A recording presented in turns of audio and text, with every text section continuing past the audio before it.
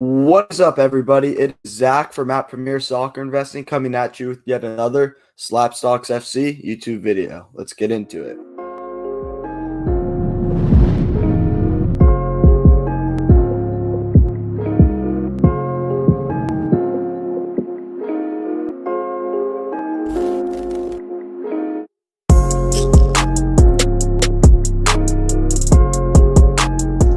Obviously, one of the biggest things to happen this past week is Jadon Sancho's long-awaited transfer to Manchester United has finally gone through.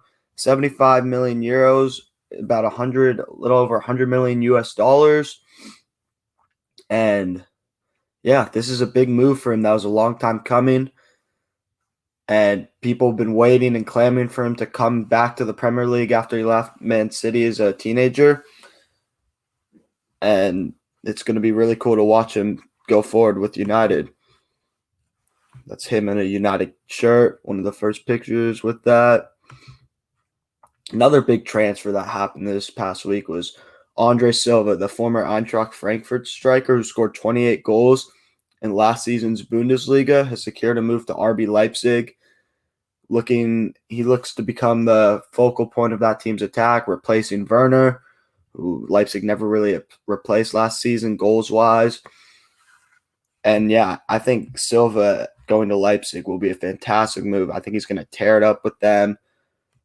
And look for Leipzig to really make a run at Bayern this season and make a run in the Champions League with his goals coming into an already strong team, and gives Jesse Marsch, the American manager there, a really good player to work with. And then the other big transfer rumors going on is Eduardo Camavinga. He has a year left on his contract, so Rennes have to probably sell him this summer or they're going to lose him on a free transfer next summer. And as you can see, Man U are really interested and PSG are really interested. And he can probably be had for around a 30 million euro fee, which is cheap considering last season people were saying he was worth close to 100 million euros. But that's what happens contractually when he only has a year left. The club is under tremendous pressure to sell. That's why his prices drop so much. Didn't have quite the best year last season, but the team itself had also gotten worse. And so I think a lot of that can be contributed to just the team worsening in general. And then now on to the Copa America. The semifinals have been set. Argentina is playing Colombia after Colombia narrowly won in penalties against Uruguay. And after Argentina swept aside Ecuador behind a magnificent free kick goal by Messi and 2 assists. And then Brazil, who defeated Chile after surviving the horrible red card that Gabriel Jesus did, will be playing Peru. And we still look on course for Argentina-Brazil final, which would be awesome to see as Messi tries to get his first international trophy with Argentina, and Brazil looks to defend their Copa America title. And this would be, if Brazil can win this would be Neymar's first major trophy win in the Brazilian senior side, because he was injured in that 2019 Copa America that they won. And then the Olympics gold medal is not a senior tournament, so that doesn't count for that. And the Euro semifinal field has also been set. We have Italy going to be going up against Spain, and then England versus Denmark. Both games will be at Wembley, and a trip to the final also will be at Wembley, so an advantage for England there. How did they get there, though? The quarterfinals, Spain defeated Switzerland on penalty kicks. This was really very much a grinded-out match for Spain. They really struggled in this one after going up early on an own goal. Switzerland was able to keep it tight and fought back, and then even had a red card after they tied it at 1-1, and Spain still couldn't win in extra time. But Unai Simon stepped up in penalty kicks, made a couple good saves, and Spain is through. And then Italy just outclassed Belgium, were the better team throughout that match. And Insigne and Barella, who both scored, were spectacular on the night. Though it has to be said, De Bruyne was playing with torn ankle ligaments, and obviously Eden Hazard wasn't on the pitch. But unfortunately for Italy, one of their best players this whole tournament has been their left back, Spinazzola from Roma. And he tore his Achilles towards the end of that match. And he's going to be obviously out the rest of the tournament. And this is really a big loss for Italy because their backup left back is Emerson, the Chelsea player who doesn't really play for them. And yeah, Emerson is just, he's not very good. It's going to be a huge drop off from his level from Spinazzola's level to Emerson's. And I think Spain is really going to look to exploit that. And then if Italy were to win, whoever they face in the final would also look to attack that left side of their defense. And then for Denmark, they beat the Czech Republic 2-1. Again, very much deserving winners. They were the better team throughout. Dolberg with another goal. And the old man, Thomas Delaney, got a goal too. Patrick Schick went level with Cristiano Ronaldo for most goals in the tournament with 5, but it wasn't enough as Czech Republic just couldn't get through against just this extremely inspired Denmark side that has really been playing some good football too. And they have a lot of quality in that team, and they're going to be really tough to beat. And then England, what a night for them. 4-0 winners against Ukraine. Harry Kane, magnificent, 2 goals, almost had a third, but for some great goalkeeping by the Ukrainian keeper. Harry Maguire and Jordan Henderson both scored off set pieces.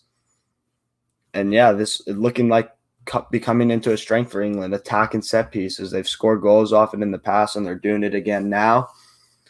And they're starting to feel like a team of destiny a little bit. They're back home now for the semifinal, and should they make it the final at their national stadium, Wembley, they're playing inspired. They're really together as a squad, and they still haven't given up a goal yet this tournament, so it might be coming home. And then going into this match, Italy versus Spain, I feel like even with the injury that Italy suffered, they're still the favorites to win this match, and I think they will. I really haven't been too impressed with Spain over the course of this tournament. They're pretty poor in the group stage besides their 5-0 win against Slovakia, but it's Slovakia. And then they did score 5 in their next round game, but they also gave up 3, and 2 of the goals were in extra time. Yeah, and just Italy has been playing some fantastic football. Insigne's balling out, Barella.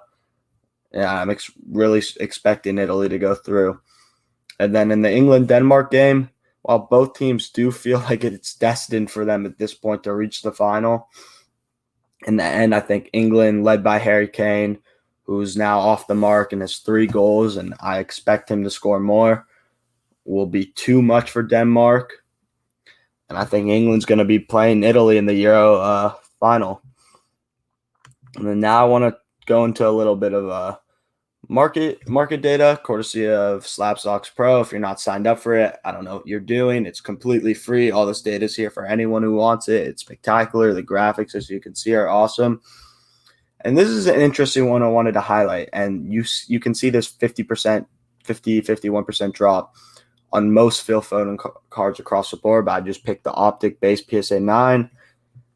The last 3 months, it's gone down, as you said, 50% of value from like $217 to $107. And I think a lot of this dip originally was being knocked out of the Champions League. And then this most recent dip is because he's kind of stopped being featured for England in these last couple of days, and his prices have reflected that. And people are kind of scared off right now by Foden. But also what I think this does, I think this is creating a buying opportunity with his cards, because I still think he if he's not there yet, will become a world-class player sometime in the next few years. He's still going to be starring for City. He's going to be playing for England again in the future in the World Cup. And I just think there will be a lot of room for his cards to bounce back. Next one I want to look at is Sancho. This is just in the past week, up 48% in a week. I think we all know why that is. It's because of his big transfer. This was Donruss Space PSA 10, by the way. I think this was because of his big transfer at Man United. And then, funnily enough, gets on to a Premier League team, and then Southgate starts him in the next match. And people are like, oh, he's a Premier League bias. I wasn't playing Sancho because he was in the Bundesliga. But then he gets in the Premier League and all of a sudden he's starting after only playing 7 minutes in the competition prior to that. But yeah, Sancho's cards are back on the rise again following this transfer, which was to be expected, around a 50% jump in price when the transfer did eventually go through, which is what's reflected here. Then the last one I want to talk about, Neymar. See, this one's a bit interesting. This past week, down 11, 12%. It had a rise, and then it's dropped kind of steeply from that. And this is 2014 Prism-based PSA 10. This is an interesting one to follow the rest of the way, because if Brazil does win the Copa America, it'll probably be behind some great play by Neymar, and then you should see this start to rise back up again. But even though they've progressed through the tournament, his cards have dropped, but that's because Brazil really hasn't been scoring much. But that wouldn't matter if they end up winning the whole thing with him as the captain, and then I think you'd see a rise in his card prices because of that. Then lastly, going to close this episode off with just a little bit of mailbag here. And then, first question. Will Futura ever get hobby love? They have some great designs. I agree. Their cards do look pretty nice. The problem with them is they're such a niche, like a super, super niche brand that's not known really outside the soccer market. And it's not even known that well in the soccer market, that I just don't really ever see it taking hold and really starting to get like some big sales and big hobby love from it, because they don't really like produce basketball or football or baseball cards, which obviously Topps and Panini do. And I don't know, they're not fully licensed and everything. And I don't fully know how the releases work, but I feel like I think it's a lot of like not pack opening stuff. You just buy the cards off their site, which I think hurts them in that respect too, because there's such like a value placed on pack pulling cards, which a lot of their stuff just isn't pack pulled. So yeah, I don't ever see it really getting major hobby love. Though the cards do look nice, and if you want to collect them, by all means, collect what you like. What 2020-21 rookie should I invest in? I mean, I don't want to say it's all about watching players and seeing who you like, but you gave 2, so I was going to give a third here. I'm a huge fan of Jamal Musiala, the attacking center midfielder from Bayern Munich, who was starting in that position for them as a 17-year-old, which is absolutely insane. He looks to be the future of the German national team, the future of Bayern, and because of the position he plays, he will be scoring goals and will have assists, and I think he'll be one to watch over the next 5 years or so, and I think he's definitely not a bad buy right now. I think he's actually more of a safer buy even than like a Moukoko or Bellingham, because Moukoko, he's still so young. He still hasn't really done that much goals-wise. So again, he's 16. And then Bellingham, I really like him. I think he's a fantastic player. The problem is does the hobby start really recognizing players that aren't necessarily going to give you 20 goals or assists in a season? Because Bellingham won't, just based on the position he plays. But Musiala, when he's playing day in and day out for Bayern, he will give you those numbers because he's an attacking center midfield. He's going to give you 14 goals and 8 assists, seasons like that. And he'll score goals in the national shirt too, which would help his prices a lot. Good time to be picking up Harry Kane prisms on the cheap. I still firmly believe anything Harry Kane is very undervalued.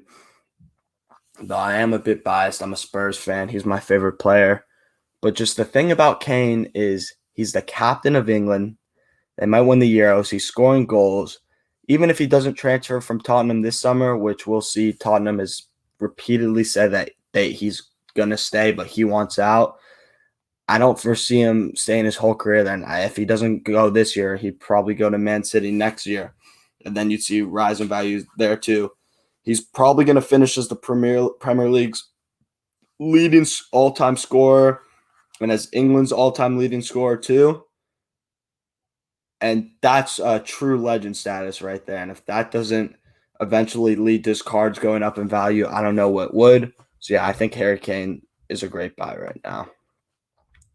What are the premier American sets to go after in preparation for the upcoming World Cup? Well, there aren't really and there isn't really any one set that holds all the US players, but I would say just go after the guys you think are going to do well. Pulisic, Reyna, McKennie, Adams even, DK if you like him. But if you want to hold wax of a that has value based on a American, I would say 2016 Select would be a good box to hold for that because it's Christian Pulisic's rookie card is in there, the 2016 Select, and it's just a big product. There's Harry Kane, Rashford, there's other guys in that too. But yeah, there's not one particular set or box that holds all the American rookies that you would want to be looking at. And this is the last question to wrap it up this week. Does Mbappe transfer this summer or leave for free next summer? So everything that's been reported so far is that he is in talks with the PSG hierarchy about a new 3, 4, 5-year contract, something to 2026 probably. Nothing's concrete yet, but PSG has no intentions to sell him this summer. And even though he has a year left on his contract, they firmly expect him to be locking up his future sometime before then. So I would say at this point, don't bet on Mbappe leaving. I think he's going to be staying at PSG, at least for the medium term. Long term, when he's in his late 20s, does he go to a Real Madrid? Possibly, but I just don't think he's going to do that yet. Yeah, that's it for this week. As always, like, comment, subscribe, DM me if you have any questions, all that. Thanks for watching, and peace.